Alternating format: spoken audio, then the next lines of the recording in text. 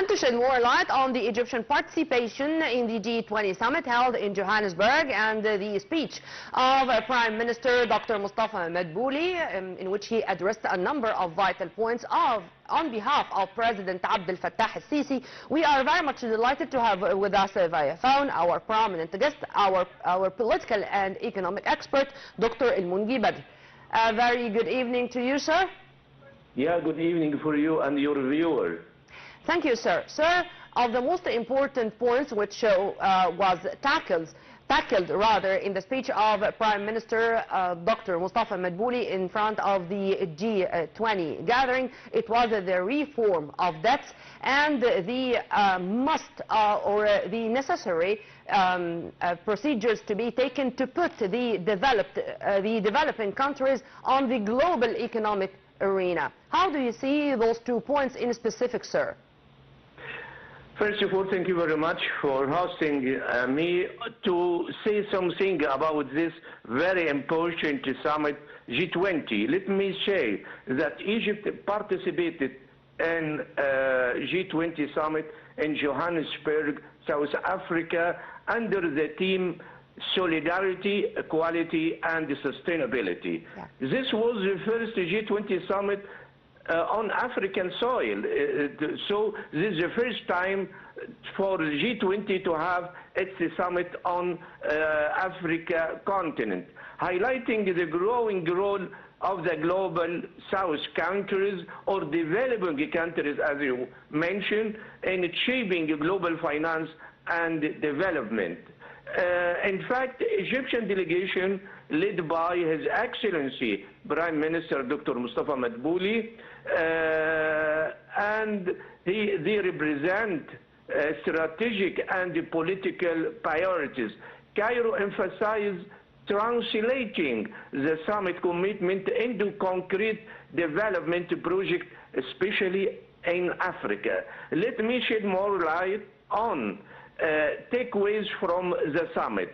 Number one, debt sustainability. Leaders stressed the need for flexible debt arrangement for low and middle income countries, enabling investment in development rather than just debt repayment. And this it's a very sensitive topic.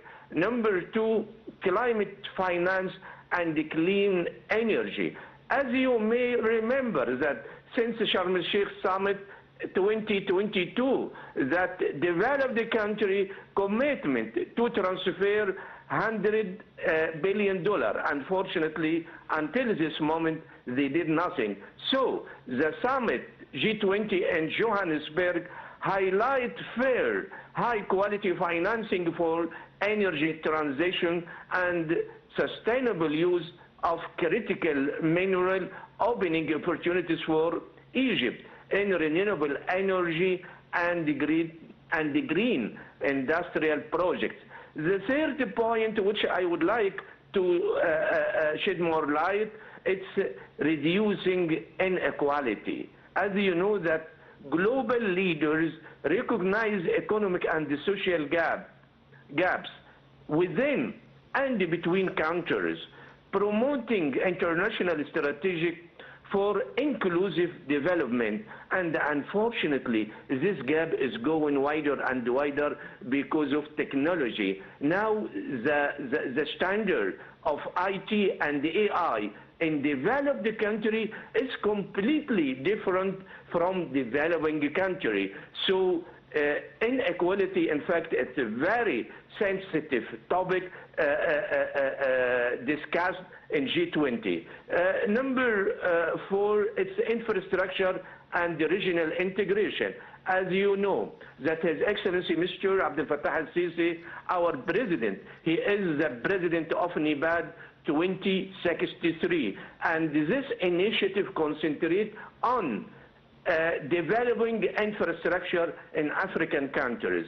In this point, I can see cross-border infrastructure investment and public-private partnership were emphasized, supporting Egypt's effort to strengthen Africa-wide connectively in ports, railways, and energy. And this is the three items.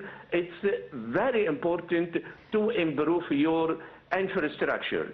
Yes, Dr. Also, Badr, if you permit me, I'd like, of course, first, thank you very much for your input regarding the core or the main elements on the agenda of the G20 summit. But if you permit me, I'd like to return back to the speech of Prime Minister Dr. Mustafa Madbouli, and this time to another important point, which is inviting all the G20 countries to attend and to have a share in the early recovery and reconstruction conference on Gaza, due to be hosted very soon by Cairo, to make sure that it's going to be one of the concrete steps on the ground to maintain stability in the Middle East and to be a step forward for an independent Palestinian state.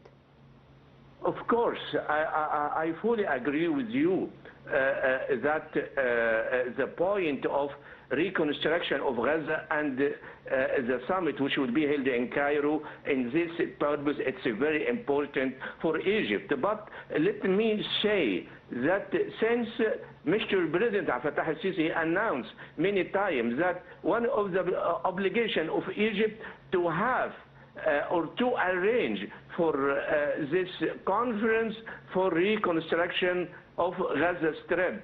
And he repeated this in all his meetings with the leader, even in Brussels Summit and also in Peace Summit in Sharm el-Sheikh.